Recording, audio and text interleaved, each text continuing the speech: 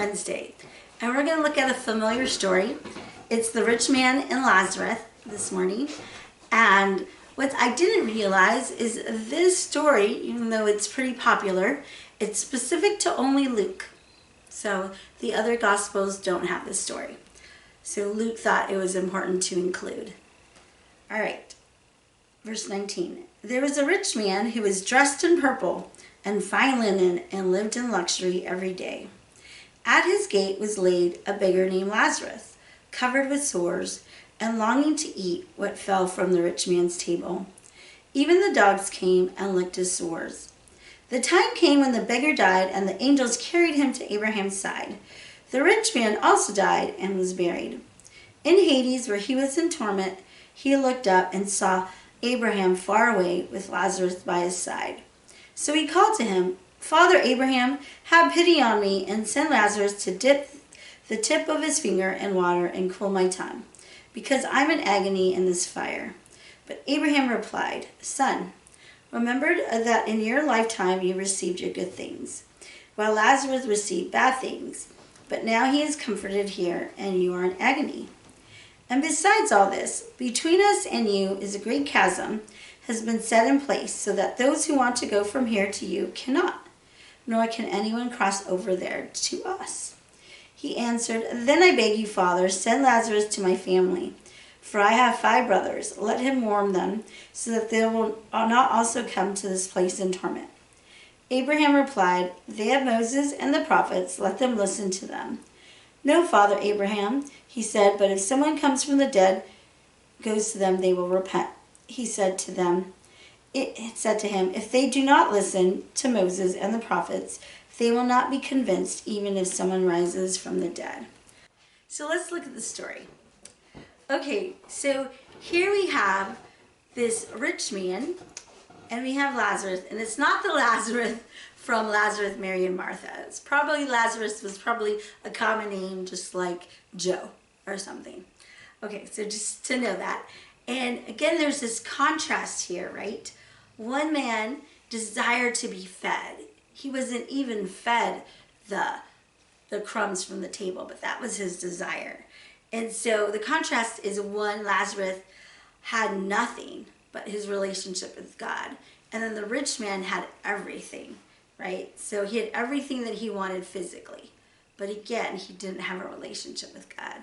So the contrast here that you see. So one thing that I didn't realize before in looking at this story, but the rich man, even though he is in Hades, nothing has really changed in his character.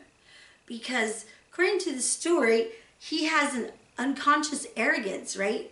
He is looking at Lazarus still as a servant. He's saying, "Go tell Lazarus to come to me so that I can be quenched of my thirst," right? And so he still has this feeling that this poor man can come and service me, right? He hasn't realized that the earth's values no longer apply here, right? He still thinks that he is somehow at a position to tell people what to do. And I thought that was interesting. His heart hadn't really changed, even though here he is in Hades. And he again uses that arrogance to say, "Hey, why don't you send Lazarus to do my bidding and go show my relatives that he was in heaven, right? He was in Abraham's bosom, and now he's here, and then they'll see this miracle, and they'll come to know you." Again, here he is trying to tell poor Lazarus what to do. And so, but we do see a little softening, because here's the first time that we see that this rich man has interest in others. Before it was all about him, right? Can tell Lazarus to come so that I could be quenched with my thirst. But here we see a little interest, because he is concerned about his relatives. He's concerned about that his relatives would come to know God. And so, but let's look at Lazarus for a moment. And I never, thought to look at Lazarus in this story. Otherwise, other than, yay, Lazarus is, in Abraham's bosom, and he's getting restored what he didn't have on this earth. And so, But Lazarus is silent. And I love that. He doesn't gloat or show resentment.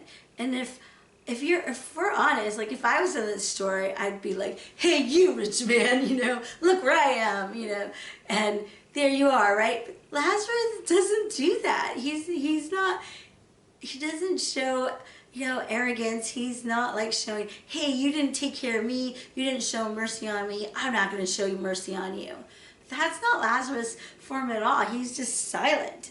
So he doesn't gloat, and he doesn't show resentment. It's like, what do you think I am? Your servant? I'm not going to go do your bidding, right? So I love this picture of Lazarus, of just of humility and just listening to the story and not gloating or showing resentment. Because if we're honest, that's something that I think I would do, right? Look at me where I am now, buddy, And so the point of the story is, now is the time for salvation, right? Now is our time to follow the things of God or the things of the world. And so I encourage you, again, friend, it is so easy to be pulled in the here and now, and to be consumed about riches and materialism and things. But one day, those things are going to be gone. They're going to be gone. And it's only our soul and only what we have done for eternity's sake, and that's investing in people and telling them about God. So I encourage you, today is the day to get serious about your faith. Today is the day to get serious about, let's tell others about God, because someday it's going to be too late. It's going to be too late. See you tomorrow.